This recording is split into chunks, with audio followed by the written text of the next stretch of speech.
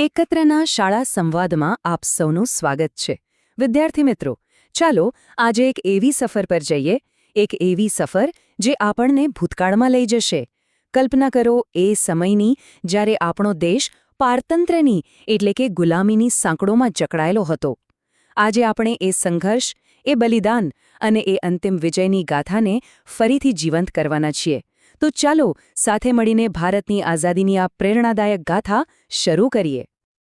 આ એક એવો સવાલ છે જે આપણને સીધા જ આપણી આઝાદીની લડતના કેન્દ્રમાં લઈ જાય છે.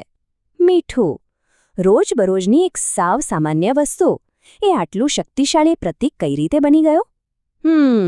ચાલો આજે આ રહસ્યને ઉકેલીએ. તો આપણી વાર્તાનો પહેલો અધ્યાય આપણને એ સમયમાં લઈ જાય છે જ્યારે ભારત ગુલામીની સાંકળોમાં હતું. આ કંઈ ખાલી રાજકીય ગુલામી નહોતી, પણ આર્થિક અને સામાજિક શોષણનો એક ખૂબ લાંબો દોર હતો. ચાલો સમજીએ કે એ પરિસ્થિતિ હતી કેવી. જરા વિચારો, 200 વર્ષ કેટલો લાંબો સમયગાળો કહેવાય. કેટલીય પેઢીઓ જન્મી અને ગુજરી ગઈ, પણ એમણે આઝાદીનો સૂરજ જોયો જ નહીં. આ શાસન દરમિયાન ભારતીય લોકોના મનમાં સ્વતંત્રતાની ઈચ્છા, એની આગ વધુને વધુ પ્રબળ બની રહી હતી. તો મુખ્ય સમસ્યા શું હતી? કલ્પના કરો કે તમે તમારા જ ઘરમાં એક મહેમાન બનીને રહો છો. દેશ આપણો, સંપત્તિ આપણી, પણ એનો ફાયદો કોઈ બીજું ઉઠાવી રહ્યું હતું. આપણા પર એવા કાયદા નાખવામાં આવ્યા હતા જે આપણને જ ગુનેગાર ઠેરાવતા. અને સૌથી મોટી વાત, આપણા દેશનું ભવિષ્ય શું હશે એ નક્કી કરવાનો આપણને કોઈ જ અધિકાર નહોતો. બસ આ જ અન્યાયની આગ લોકોના દિલમાં ધીમે ધીમે ભભૂકી રહી હતી.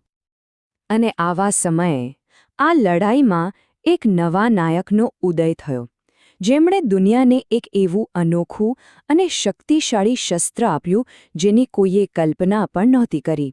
એ હતા મહાત્મા ગાંધી, અને એમનું શસ્ત્ર હતું સત્યાગ્રહ.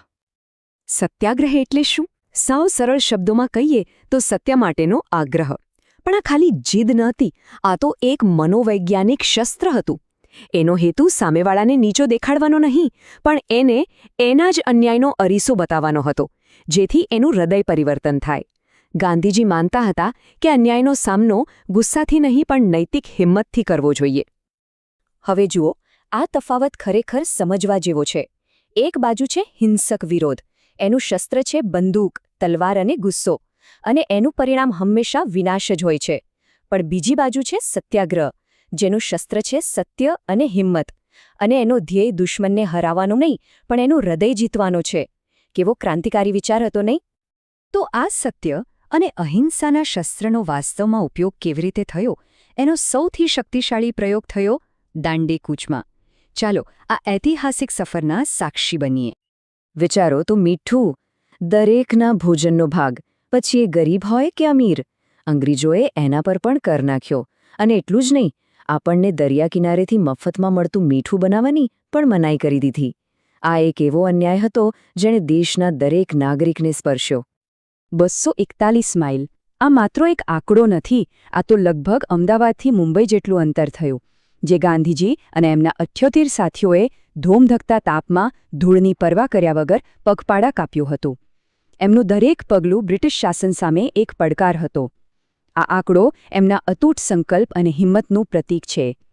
આ નકશો ખાલી એક રસ્તો નથી બતાવતો, પણ જનજાગૃતિની એક લહેર બતાવે છે. સાબરમતીથી શરૂ થયેલી આ યાત્રા જે ગામડાઓમાંથી પસાર થઈ, ત્યાં આઝાદીની મશાલ પ્રગટાવતી ગઈ.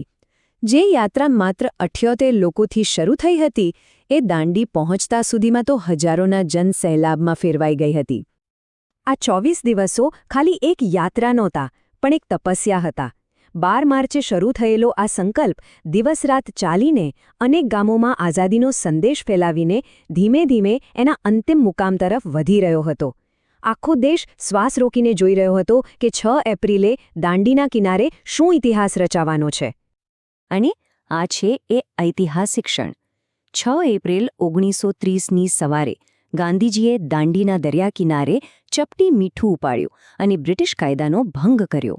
આ એક સાવ નાના દેખાતા કૃત્યએ આખા દેશમાં આઝાદીની એવી ચિનગારી ફેલાવી કે બ્રિટિશ સામ્રાજ્યને સ્પષ્ટ સંદેશ મળી ગયો કે ભારત હવે ઝૂકશે નહીં. દાંડી કૂચે આખા દેશમાં જે જાગૃતિની ચિનગારી ફેલાવી હતી, હવે એ જ્વાળા બનવાનો સમય હતો. હવે આપણે આઝાદીની લડતના અંતિમ અને સૌથી નિર્ણાયક તબક્કામાં પ્રવેશ કરી રહ્યા છીએ. એ 1942નો સમય હતો. બીજું વિશ્વયુદ્ધ ચાલી રહ્યું હતું અને બ્રિટન એમાં બરાબરનું ફસાયેલું હતું. આપણા નેતાઓને લાગ્યું કે આઝાદી મેળવવા માટે આ જ સાચો સમય છે. અને એટલે જ અંગ્રેજો ભારત છોડોનો નારો બુલંદ થયો. આ આંદોલન કેટલું ગંભીર હતું એ ગાંધીજીના આ શબ્દોમાં જ દેખાઈ આવે છે. કરેંગે યા મરેંગે, ડુ ઓર ડાય. આ અંતિમ આહ્વાન હતું. હવે પાછું વળીને જોવાનો કોઈ વિકલ્પ જ ન હતો. કાં તો આઝાદી, કાં તો મૃત્યુ. વર્ષોના સંઘર્ષ, બલિદાન અને અસંખ્ય લોકોની શહીદી પછી આખરે સવાર આવી જેની આખો દેશ રાહ જોઈ રહ્યો હતો. સતત આંદોલનો અને બદલાયેલી દુનિયાની પરિસ્થિતિને કારણે બ્રિટિશ સરકારને સમજાઈ ગયું કે હવે તેઓ ભારત પર શાસન નહીં કરી શકે. આખરે તેઓ સત્તા ભારતીયોને સોંપવા માટે તૈયાર થયા. વાટાઘાટોનો લાંબો દોર ચાલ્યો અને આઝાદીનું સ્વપ્ન હવે હકીકત બનવા જઈ રહ્યું હતું. અને પછી એ ઐતિહાસિક દિવસ આવ્યો, 15 ઓગસ્ટ 1947.